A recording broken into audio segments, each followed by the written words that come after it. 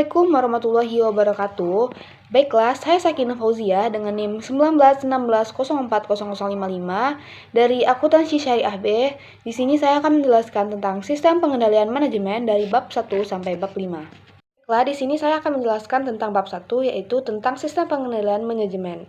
Nah, sistem pengendalian manajemen ini adalah suatu sistem yang digunakan untuk menerapkan atau menentukan sebuah strategi yang akan diterapkan oleh suatu perusahaan untuk mencapai tujuan dari perusahaan tersebut dengan pengendalian setiap aktivitas yang dilakukan.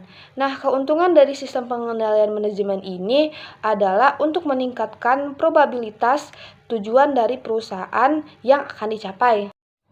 Nah, selanjutnya adalah fungsi dari sistem pengendalian manajemen.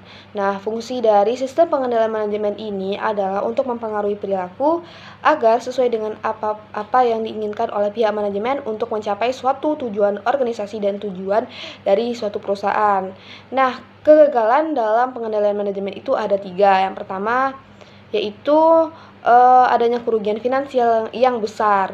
Maksudnya di sini adalah kerugian ekonomi yang dialami oleh suatu perusahaan. Contohnya seperti perusahaan yang memiliki hutang yang sangat banyak dan tidak mampu lagi untuk membayarnya. Nah, yang kedua ada rusaknya reputasi perusahaan. Nah, hal ini terjadi karena konsumen tidak merasa puas dengan pelayanan yang diberikan oleh suatu perusahaan itu kepadanya, sehingga membuat konsumen itu tidak tertarik lagi sama perusahaan itu. Yang ketiga, adanya kegagalan dalam organisasi. Nah, hal ini terjadi karena suatu perusahaan tidak memiliki visi, misi, dan tujuan yang jelas, sehingga perusahaannya tersebut tidak tahu kemana arah dan tujuannya akan dibawa kemana. Nah, sistem pengendalian dan kegagalan itu sangat erat kaitannya. Suatu perusahaan akan gagal dalam menjalankan suatu perusahaannya ketika sistem pengendaliannya itu tidak jelas dan tidak mengikuti prosedur yang jelas juga. Baiklah, saya akan menjelaskan materi tentang bab 2, yaitu tentang pengendalian hasil. Nah, pengendalian hasil adalah suatu sistem yang memfokuskan pada hasil dari suatu kegiatan untuk mencapai tujuan dari suatu organisasi perusahaan. Sedangkan visi strategik adalah suatu kata-kata maupun poin-poin yang di dalamnya tuh berisi tentang tujuan-tujuan maupun impian-impian yang akan dicapai oleh suatu perusahaan. Lalu ada pengendalian strategik. Pengendalian strategik itu adalah serangkaian kegiatan yang dilakukan oleh para pihak manajemen untuk menentukan untuk memastikan apakah strategi maupun tujuan yang telah mereka tetapkan itu sesuai dengan apa yang diinginkan oleh perusahaan. Nah, selanjutnya itu ada pengendalian manajemen. Nah, pengendalian manajemen itu adalah suatu sistem yang digunakan untuk menentukan apakah strategi yang ditetapkan ini dapat mencapai tujuan dari suatu perusahaan atau tidak dengan suatu sistem pengendalian yang terhadap aktivitas yang dilakukan.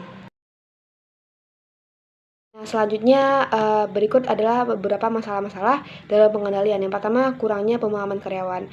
Nah, kurangnya pemahaman karyawan di sini adalah mereka tuh kurang paham tentang apa-apa saja yang akan mereka kerjakan agar dapat mencapai tujuan dari perusahaan itu. Yang kedua, motivasi. Maksudnya di sini adalah dorongan atau motivasi agar dapat memotivasi karyawan untuk bekerja lebih baik agar dapat mencapai tujuan dari perusahaan itu. Contohnya dengan memberikan motivasi berupa reward maupun bonus-bonus yang diberikan perusahaan kepada karyawan agar dapat membuat karyawan itu bekerja dan mewujudkan tujuan dari perusahaan tersebut. Nah, yang selanjutnya adalah keterbatasan individu. Nah, keterbatasan individu itu maksudnya adalah ketika perusahaan itu telah memberikan reward maupun bonus maupun motivasi kepada karyawan, tetapi karyawan itu tidak memberikan hasil untuk perusahaan untuk mencapai tujuannya. Hal ini disebabkan karena kurangnya pengalaman dan pelatihan untuk karyawan. Nah, selanjutnya yang keempat adalah pengalaman. Nah, pengalaman di sini maksudnya adalah kurangnya pengalaman karyawan dalam bidang yang mereka tekuni di perusahaan, sehingga membuat kinerja mereka tuh tidak baik. Nah, kurangnya pengalaman mereka itu karena mereka tidak menekuni bidang yang sedang mereka kerjakan pada saat sekarang ini. Nah, selanjutnya desentralisasi. Nah, desentralisasi itu adalah suatu pemberian wewenang kepada pihak-pihak maupun unit-unit yang tingkat kewenangan itu lebih rendah dalam suatu organisasi. Nah, desentralisasi itu juga memiliki manfaat, yaitu agar lebih bisa agar lebih mudah dalam menilai karyawan maupun divisi. Selanjutnya, desentralisasi itu juga memiliki beberapa kelemahan. Yang pertama, memiliki risiko dalam melakukan kecurangan, karena banyaknya pihak-pihak manajer yang terkait dalam hal tersebut, maka kita juga sulit dalam menentukan manajer mana yang melakukan kesalahan. Nah, selanjutnya risiko terhadap biaya operasional yang tinggi. Nah, hal ini karena banyaknya manajer yang terlibat dalam hal ini, maka biaya-biaya yang dibutuhkan juga tinggi, karena contohnya seperti banyaknya manajer yang melakukan meeting maupun rapat sehingga memunculkan biaya-biaya operasional yang tinggi. Selanjutnya adalah risiko rusaknya reputasi perusahaan atau rusaknya nama baik perusahaan. Dan selanjutnya ada pentingnya reward dan punishment di perusahaan.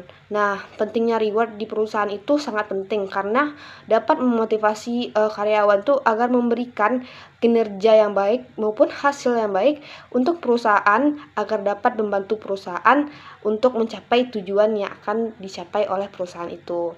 Nah, dengan pemberian reward ini juga dapat membantu perusahaan itu menjadi berhasil dalam mencapai tujuannya. Yang selanjutnya adalah punishment.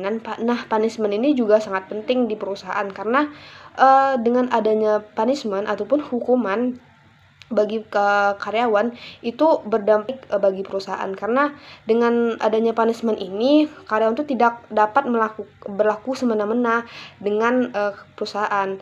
Nah, karena adanya punishment ini mereka tuh lebih takut, memiliki ketakutan atau memiliki rasa untuk dapat bertanggung jawab agar tidak melakukan kesalahan, karena jika karyawan tuh melakukan kesalahan maupun tidak akan memberikan hasil yang terbaik untuk perusahaan, maka akan dikenakan punishment ataupun hukuman. Nah, karena itu karena adanya punishment, maka karyawan tuh dapat melakukan hal yang terbaik agar mereka tidak dapat punishment dari perusahaan itu. Baiklah, di sini saya akan menjelaskan tentang bab 3, yaitu tentang pengendalian tindakan, personal, dan juga budaya.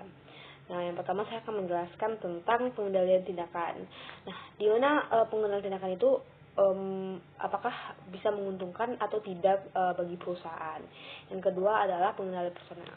Nah, pengendalian personal itu adalah maksudnya di sini di mana karyawan itu bisa untuk memotivasi dirinya sendiri untuk memberikan hal yang terbaik untuk perusahaan. Nah, yang ketiga itu adalah pengendalian budaya. Nah, pengendalian budaya itu berhubungan dengan norma, hukum maupun aturan-aturan yang di mana karyawan tuh di mana tindakan ataupun perilaku yang dilakukan karyawan itu apakah sudah sesuai dengan aturan yang ada di dalam perusahaan tersebut. Nah, pengendalian tindakan ini ada beberapa macam, yaitu yang pertama adalah pembatasan perilaku. Nah, pembatasan perilaku itu maksudnya itu di sini adalah di mana gerak-gerik dari karyawan itu dibatasi. Nah, yang kedua adalah penilaian pratindakan. Nah, di mana perusahaan itu menilai bagaimana perusahaan itu menilai karyawan tersebut. Nah, yang ketiga adalah akuntabilitas tindakan. Nah, Akuntabilitas tindakan itu maksudnya adalah di mana karyawan itu bisa untuk bertanggung jawab dengan apa yang mereka lakukan. Nah, selanjutnya yang keempat ada redundansi. Nah, redundansi ini adalah di mana perusahaan tuh melebihkan jumlah karyawan agar pekerjaan yang dilakukan itu bisa tepat waktu dan bisa sesuai dengan apa yang diinginkan oleh perusahaan. Nah, selanjutnya ada pengendalian personel. Nah, pengendalian personel itu yang pertama adalah seleksi penempatan. Nah, di mana perusahaan itu memang sangat menyeleksi karyawan untuk dapat ditempatkan sesuai dengan bidangnya. Nah, yang kedua adalah pemberian pelatihan. Nah, di mana perusahaan itu mampu memberikan pelatihan kepada karyawan untuk agar bisa memberikan dampak yang positif agar karyawan itu bisa lebih bertanggung jawab terhadap kinerjanya.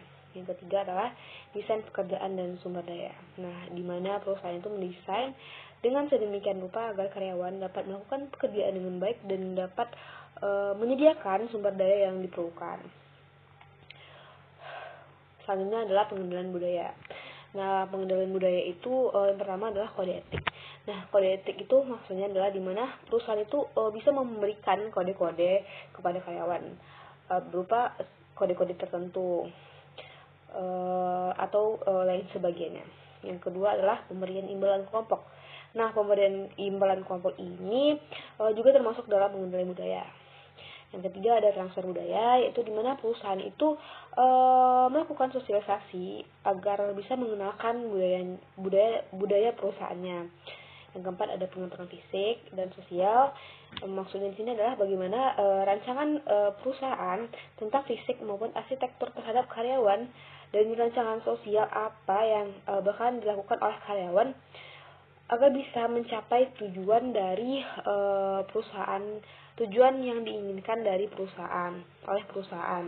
Nah, yang kelima ada turn of the task, yaitu bagaimana manajer itu harus bertindak maupun berlaku sesuai dengan perilaku dan budaya perusahaan tersebut. Baiklah, di sini saya akan menjelaskan materi tentang bab 4, yaitu tentang ketatnya sistem pengendalian. Nah, ketatnya sistem pengendalian itu yang dimaksud adalah ketatnya sistem pengendalian untuk mengurangi resiko kegagalan dalam perusahaan, agar perusahaan itu dapat meningkatkan probabilitas perusahaannya agar tercapainya tujuan dari perusahaan tersebut. Nah, selanjutnya adalah tingkat ketatnya pengendalian. Nah, tingkat ketatnya pengendalian hasil ini ada 8. Yang pertama, kesesuaian sistem pengendalian.